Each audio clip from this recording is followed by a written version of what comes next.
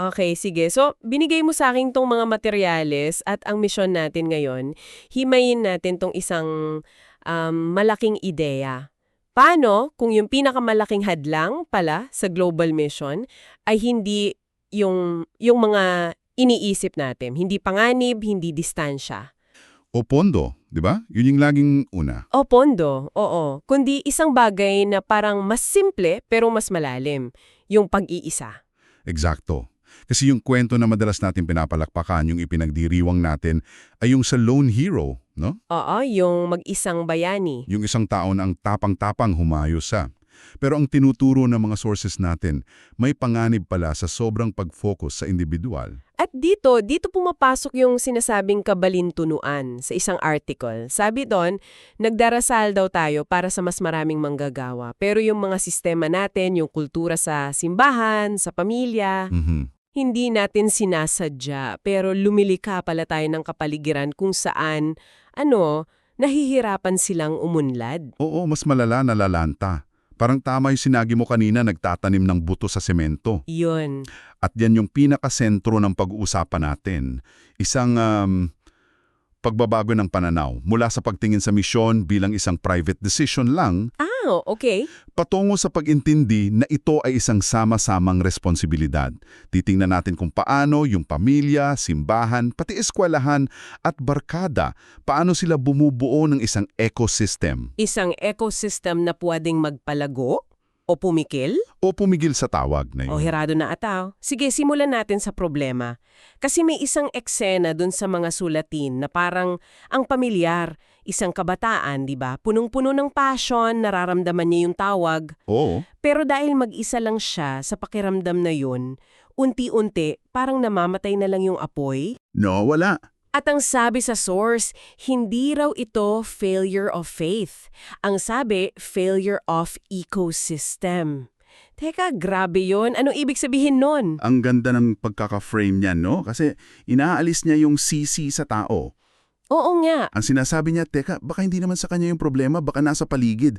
At ang galing ng pagkakakonect nito sa mas malaking issue. Ano yon? Modernong individualismo. Yung kultura ng follow your inner voice, yung you do you. This is my truth. Yun, yan. Nadadala natin yan kahit sa pananampalataya. Totoo, lalo na yung linya na sinabi sa akin ng Diyos. Parang game over na. Conversation ender, di ba? Oo. Paano mo kukontrahin yun? Tapos na ang usapan, walang pwedeng magtanong. At yan mismong problema. Imbes na maging imbitasyon yun para sa komunidad na, uy, tulungan nyo kong intindihin to, nagiging pader siya. Nagiging solo flight. Nagiging solo flight. Ang resulta, burnout. Kasi yung bigat, yung pag-aalinlangan, yung pag-ahanda, lahat yan pasan-pasan ng isang tao, mag-isa. Walang kasama. Walang sumasalo, walang nagpapatibay. Pero dito yung maganda.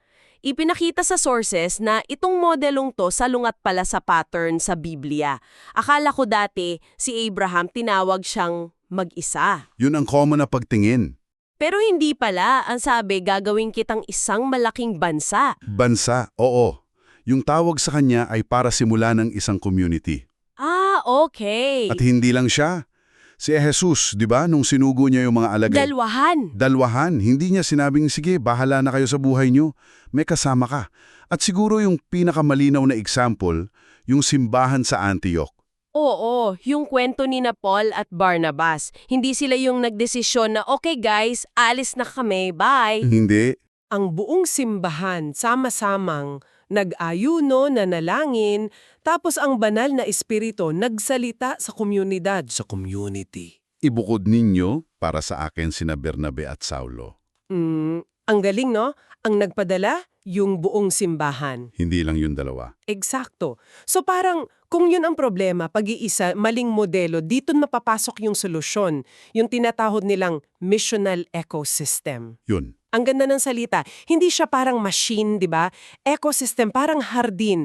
Lahat konektado. Buhay. At sa ecosystem na to, may apat na pangunahing bahagi. Pamilya, paaralan, simbahan, at yung mga kaibigan. Yung peer network. At yung goal daw, hindi para kontrolin. Hindi control. Ang goal ay shared stewardship. Sama-samang pangalaga. Oo. Parang yung sinabi mo, yung buong village yung nag-aalaga sa isang tawa. Hindi lang yung isang tao. Ganun nga. At kapag sabay-sabay daw gumagalaw yung apat na yan, Ayun, doon ka nakakalika ng isang matatag na kapaligiran. At sa ganung lugar, yung misyon, hindi na siya isang bagay na radikal o nakakatakot. nagiging natural na lang. Nagiging natural at inaasahang landas. Sige, himayin natin yung apat na yan. Unahin natin yung pundasyon, ang pamilya. May isang linyang tumatak sa akin eh. Ang pormasyon ay nauuna sa impormasyon. Mhm. Paano yan sa araw-araw? Kasi baka isipin ng mga magulang, naku, kailangan ko bang mag-aral o bumili ng libro para dyan? Magandang tanong yan. At ang sagot ng mga sources, hindi. Ah, hindi. Hindi. Yung pormasyon, nangyayari siya sa hapagkainan, sa mga ordinaryong usapan. Halimbawa, May isang kwento doon sa binasa natin. May pamilya, ang laro nila pag dinner, paikutin yung globe, kung saan tumapat yung daliri ng bata. yun yung ipagdarasal nila. Yun ang bansa na ipagdarasal nila para sa gabing yun. Simple, di ba? Pero ang laki ng epekto. Grabe. Ginagawa niyang normal ang pag-isip sa buong mundo? Oo. Kasama rin dyan yung pagpapatuloy ng mga misyonero sa bahay. Hindi lang para mag-report sila. Para makasama. Para makasama, makakwentuhan ng mga anak mo. Nagiging tao sila sa paningin ng mga bata, hindi lang pangalan sa listahan. Pati yung pagbibigay? Yun, yung pagbibigay na may sakripisyo. Lahat yan, hinuhubog ang puso ng isang bata. Teka, may isang part din na parang napakahirap para sa isang magulang. Yung konsepto ng releasing, pagpapaubaya. Ah, yan. Kasi ang instinct mo, protektahan yung anak mo. Tapos iisipin mong ipapadala mo siya sa lugar na delikado. Parang, paano yun? At yan yung pinakamabigat na sakripisyo. Kinikilala yan ng mga sources, pero binibigyan nila ng ibang frame. Hindi raw ito paggawala. Ano siya? Isa raw itong gawa ng pananampalataya at pagsamba. Ang ginamit na halimbawa, yung kwento ni Hana. Si Hana na ipinagdasal ng husto si Samuel, tapos... Tapos, binalik niya, ipinahiram pabalik sa Panginoon para maglingkod. Isipin mo yung sakit nun, pero mas matimbang yung pananampalataya niya. Wow! Sa ganong pananaw, ang mga magulang sila pala yung unang sending structure. Sila yung unang nagpapadala. Okay, malinaw, yung pamilya. Ngayon, paglabas ng bahay, sino ang sasalo? Dito na siguro papasok yung simbahan, di ba? Tama! At may malinaw daw na pagkakaiba sa pagsuporta sa misyon at pagkakaroon ng sending culture. Napakalaki. Halos lahat ng simbahan sasabihin nilang sinusuportahan nila ang misyon. May budget, may missions month. Oo, isang beses sa isang taon. Pero ang sending church, iba. Ang pagpapadala, hindi lang item sa budget. Bahagi siya ng pagkakakilanlan nila. So, anong itsura niyan sa practice? Una, relational. Kilala ng buong simbahan kung sino yung aalis. Hindi lang pangalan sa screen.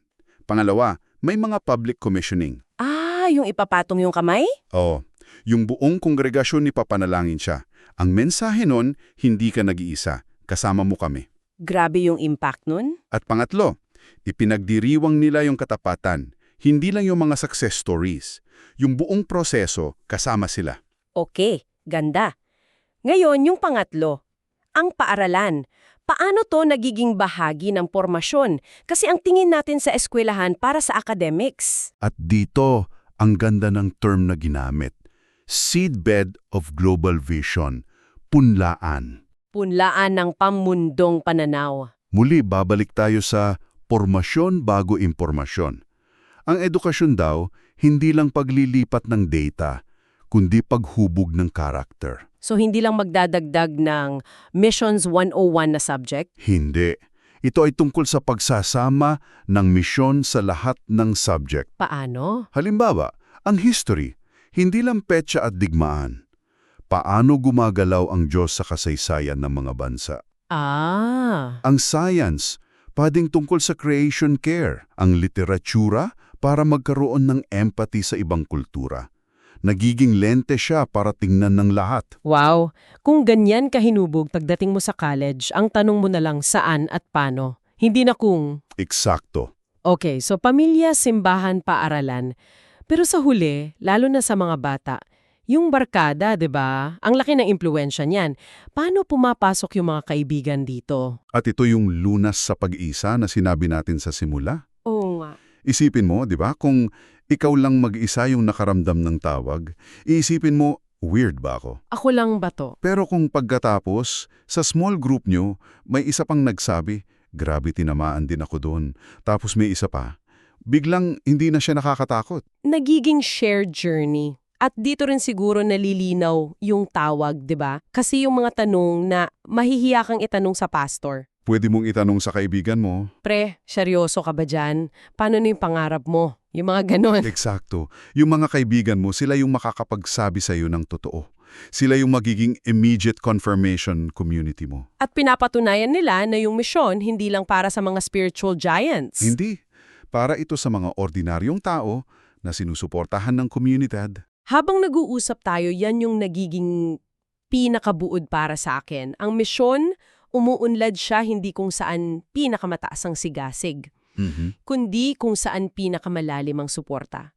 Ang future ng misyon hindi nakasalalay sa kung sino ang aalis, Tama. kundi sa kung sino ang magulang, pastor, guro, kaibigan ang handang mamuhunan, magpaubaya at lumakad ng sama-sama. Napakagandang buod niyan.